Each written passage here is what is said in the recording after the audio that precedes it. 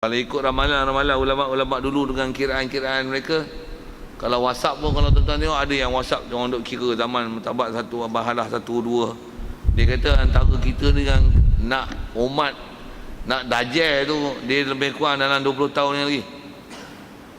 Itu pun atas kiraan lah kan. Tak wajib itikad tu, pasal itu anggaran. Dengan apa yang ulama pernah sebut hadis, dia orang faham macam ni, umur dunia bila tolak Rasulullah hijrah lebih kurang 20 tahun je lagi. Maksudnya lepas tu umur kelahilah kita dengan dajjal. Sebelum ni pun ada dajjal macam dah, tapi dajjal macam satu tu dak lah lagi. Dalam 20 tahun tu, jadi umur kita ni kalau kata umur 20, 30 tak mustahil jumpa. Umur 60 kotlah tak ada jumpa. Tapi kena umur lagi, umur panjang sampai 80 jumpa juga. Jumpa apa? Jumpa dajjal. Jumpa dajjal dia akan setahun lebih tu. Lepas tu dah bisa bunuh, baru masa tu dapat tu. Tapi umur kita masa tu pun dah teruk dah. Cerita sembang je boleh. Nak boleh pakai bini, tak boleh pakai lah. Sorry lah, sebut itu macam tapi saja sebut andaian lah. Masa sebut akhir zaman tu. Sebut akhir zaman tu memang saya dalam zaman ni terasa dengan kita duduk akhir zaman. Kita duduk zaman tu dah duduk akhir zaman macam lambat lagi, macam kita tak bertemu. Sebab bertemu apa lagi, realiti tak lagi lah. Tapi memang duduk ujung ni, ujung atas hujung. Baik sikit ke sana. Jadi asal dia sebut tentang kaedah tu lah, kalau dah pakai bagi sampai nanti dia tu akan jadi haram kita pakai dengan kita jual ataupun kita nak nikahkan dia, baru boleh pakai yang adik dia seorang lagi, ataupun mak menakan dia, ataupun mak menakan sebelah bapak tu, ataupun yang ada hukum tu lah, masalah susuan, masalah nasab tu. Habis kan tu. Okey, ke depan ni kalau ikut dia sebut bab susuan yang kita dah bicara dulu. Kerana pun soalan sikit tentang soalan kalau ada tu lah, tentang masalah hamba-hamba je. Masalahnya masih tetap haram menghimpun orang yang merdeka ataupun hamba yang bila kita dah pakai, yang mereka ni ada hubungan nasab ataupun ridha ataupun adik-beradik tu, haram kita himpunkan untuk dipakai keduanya, sama ada dipakai dengan nikah atau kedua-duanya dengan milik, ataupun satu dengan nikah, satu dengan milik. Himpun itu adalah haram. Itu isunya. Ya.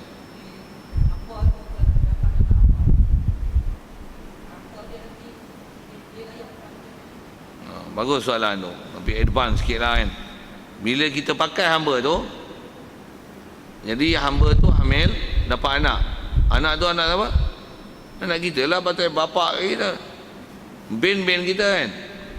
Kita mati esok dapat harta tak? Anak apa ni? Pandai pun jawab. Dia dah tu.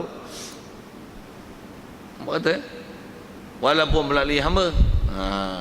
Walaupun melalui hamba. Pasal yang hamba tu mak dia. Dan mak cuma bila dia hamba, kita pakai, dia tak dapat, mak dia tu tak dapat, tak milik harta. Pasal apa? Pasal dia bukan isteri. Dia hamba yang dipakai. Tapi bila dapat anak, untuk anak-anak kita dapat harta pasal dia anak, walaupun anak tu melalui hamba. Okey, baik. Ya, asal kata atas soalan kata adakah dapat harta? Ya. Kalau katalah anak tu anak perempuan, siapa wali esok? Kalau dia nak nikah. Soal lagi sekali, anak tu merdeka ke hamba? Kita bapa, kita merdeka. Anak tu merdeka lah pasal bapak dia merdeka. Untuk mak yang tadi, mak dia hamba. Mak dia hamba kita, lepas tu kita pakai. Untuk boleh lah kita nak merdekakan? Boleh lah, tapi bila merdeka nanti, dia akan status isteri ya. Bila isteri dia limited, 4 je. Hamba tu macam mana ni? Bila kita merdeka, dia automatik isteri kalau kita pakai kan. Isteri dah ada 3 dah, campur ni 4. Habis lah, tak boleh tambah lah bini. Nak tambah kalau kena beli hamba lah. Hamba unlimited. Maksudnya tuan-tuan beli hamba 1000 tuan-tuan boleh pakai. Cuma soal gini, ada duit lah. Itu motor boleh beli sebiji lah, sembang nak beli bini sama 1000. Okay. Nak buka bini silap apa? Nak beli hamba sampai 1,000 kan. Motor pun harga 4-5 ribu, 6 ribu, 7 ribu kan. Tu baru Honda, tapi Honda tinggi sikit lah kan. Honda 70 ada lah hak harga 1,000 tu boleh lah beli. Apa saya nak sebut ni?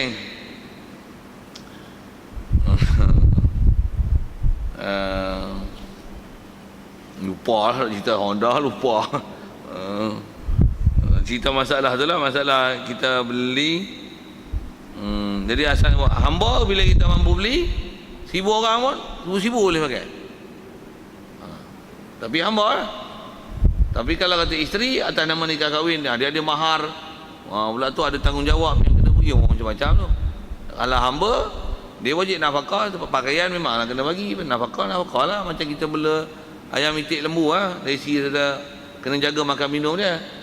Cuma dia ni manusia, kenalah jaga pakaian dia, tempat tinggal dia, makan minum dia. Pakai boleh pakai, ayam itik tak boleh pakai, cuma boleh makan. Hamba boleh pakai, pasal dia orang. Sikit dengan bahasa itu.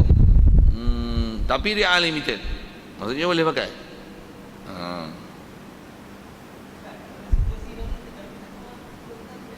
Macam mana sikit? Okey.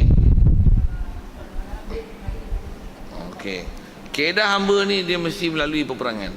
Kalau nak ada kot macam ni saya nak sebut. Ke ada isu ISIS kan? Kalau betul dia tu orang Islam, memang Islam yang untuk penegak Islam, yang lawan puak kafir, orang tawanan dia menjual yang kita. Itu boleh beli. Itu boleh beli. Pasal apa? Pasal tu hamba yang cukup status. Tapi pergi Indonesia, cari pekerja seorang, tangkap dia bawa balik Malaysia, buat amah. Tu tak boleh. Itu orang mereka, orang Islam kita lah tu bawa balik buat hamba kita. Tu tak boleh. Tuan-tuan nak kalau sendiri cari ke pun boleh tak? Pergi tempat-tempat ada perang lah. Mana? Syria boleh? Apa nak pergi? Sikitlah dah tanya soalan gitu saja saya buat kecil-kecil tu. Siapa lagi Syria? Tuan-tuan pergi masuk perang, menang, dapat tawanan, bawa balik terus tu. Bawa balik terus apa? Cukup syarat pakai terus. Wanimah pula tuan-tuan salah seorang tu. Harta yang dapat harta wanimah tu, dah dapat lah tu. Bukan gaduh tunjuk kat bini, pakai terus lah. Tapi kena pergi sana. Kalau nak beli jadi pergi beli kat dia mah. Soal, duit dah. Okey. Itu kalau ikut syarat. Pula tu undang-undang dunia. Undang-undang dunia kacau. Undang-undang dunia tak haruskan persembahan. Undang-undang dunia lantak dah. Macam mana pun kan. Tapi disipah kita nak pakai boleh pakai. Undang-undang dunia pandai cari helah hukum kahwin ke apa kan, bubuh lah buat pasport ni cok masuk dia. Tapi dari status dia hamba. Nak sebut tentu lah. Dari pasal tanya boleh tak pergi nak bawa balik. Kalau Indon tak boleh. Kalau Syria gagah. Tu pun pergi perang. Dah ambil pada popok yang pergi perang, yang ada tawanan perang yang boleh buat hamba tu. Yang tu. Tapi kalau orang Syria yang Islam tu, tu bukan buat hamba. Tu kau boleh jual, tu buat bini boleh. Pasal apa? Dia kata anak-anak dia daripada kena bunuh, orang kafir duk buat macam-macam tak elok, baik hamba bawa balik Malaysia, kahwin, jaga anak aku. Tu kahwin. Tu bukan hamba. Dan yang tu saya sebut atas anda kata ISIS tu betul. Kalau kata tak betul, tak payah syarah, cukup lah tu. Dan boleh jadi betul tak betul tu macam-macam andaian lah. Macam-macam fenomena lah ni. Siapa pula tu yang cerita ISIS ni Amerika? Dengar saya sebut sikit macam ni lah. Kalau Amerika ni, kalau dia kata puak ni tak betul, maksudnya buat tu betul. Pasal Amerika je tak. Macam saya sebut yang ni, kerajaan Malaysia ni, kalau cerita Islam, dia kata yang ni puak Islam tak betul. Duk lawan dia pula, dia pilihan raya kelahi dengan dia. Dia tak betul. Yang tu gitu betul lah tu. Tak faham tu lah. Yang lain saja saya buat kaedah rambang itu. Ya.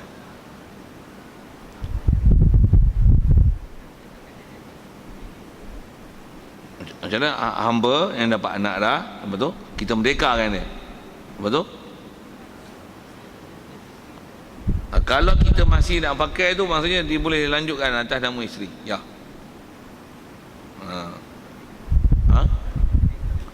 Cuma kalau kita merdekakan dia saja tapi kita tak mau ambil isteri, Tapi kita tak pakai dia, tak ada mereka lepas. Itu boleh. Sakit dah dia kalau ikut cuma atas kata bahasa automatik tu tak sedap je rasanya. Pasal dia kaedah dia bila memang dia hamba, katalah tak pakai lagi, hamba kita merdeka kan. Bila dia merdeka, dia dah merdeka, kita nak ambil dia kena akad nikah pasal dia merdeka. Okey, jadi asalnya hamba ni kita punya, kita pakai, dapat anak dah pun melalui dia, tu kita merdeka kan dia, merdeka. Cuma macam mana pun nak sebut, bila kita nak ambil dia bagi isteri, okey, prosedur dia prosedur orang merdeka, pasal dia dah merdeka sekarang. Tu yang bahasa automatik tu tak cantik juga lah.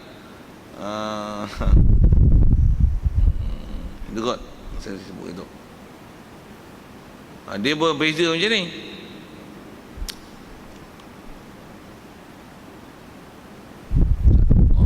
Isteri tu kita beli dia. Katalah ada seorang perempuan, kita dulu tak ada duit, kita nak kahwin orang merdeka, duit tak ada, untuk kita kahwin, dan kita kahwin tu hamba.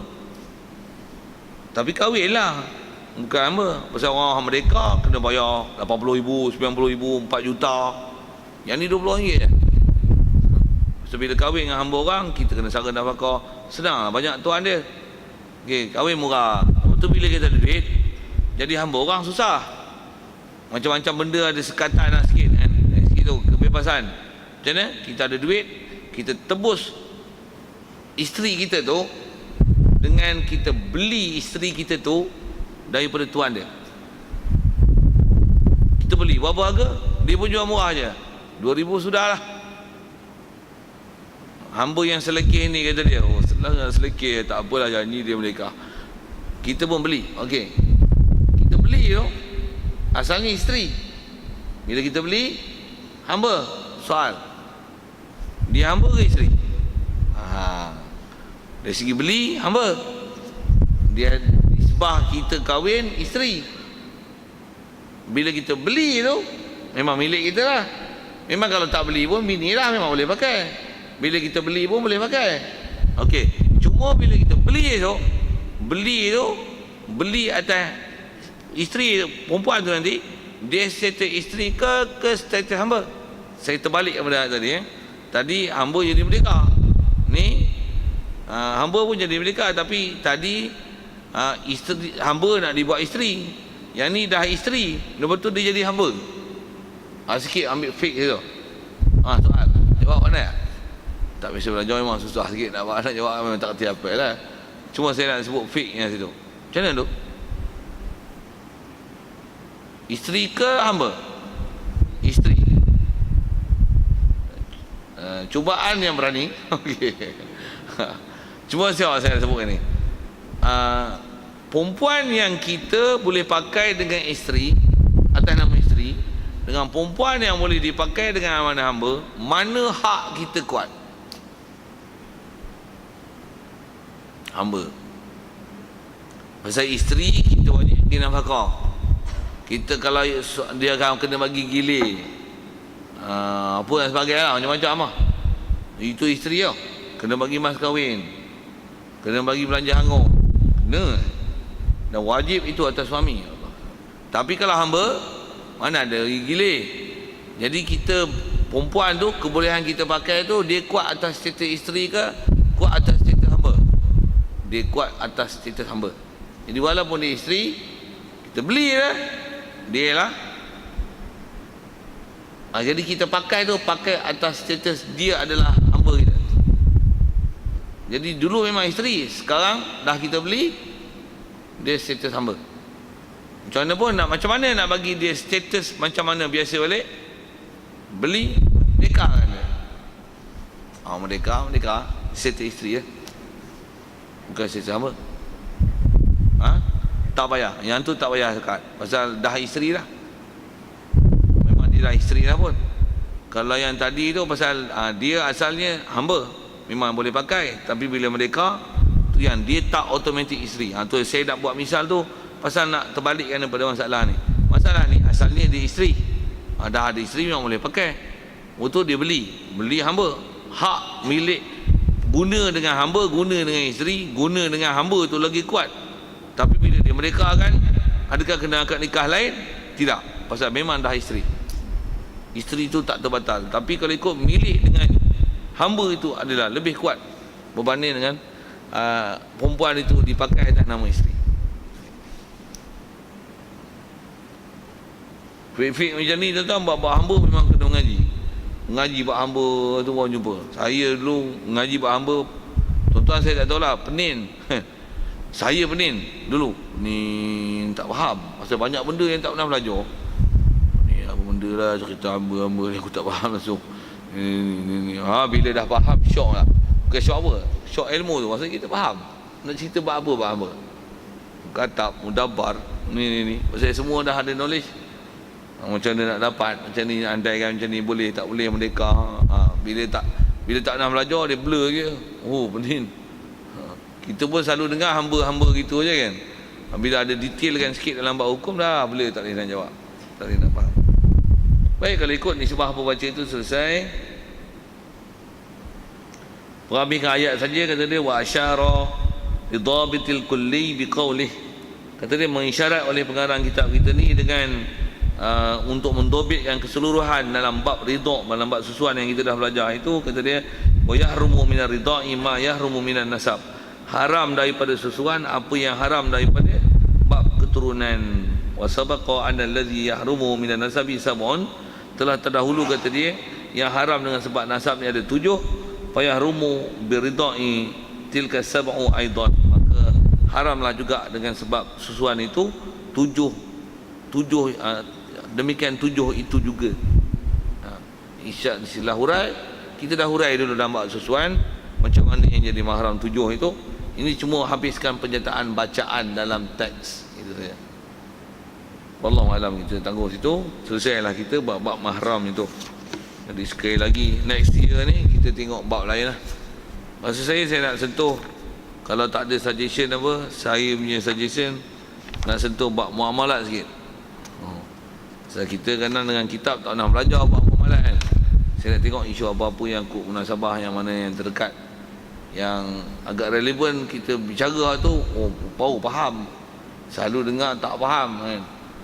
Bila kata rujukan kitab, tengok kitab sumber rujuk, best, senang. Cadang saya. Kalau ada cadangan lain nanti, you just told me, I will choose it. Okay, InsyaAllah. Ada soal sekitar tu. Bismillahirrahmanirrahim.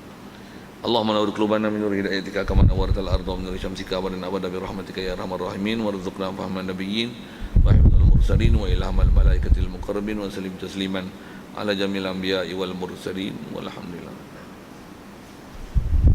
Assalamualaikum warahmatullahi wabarakatuh.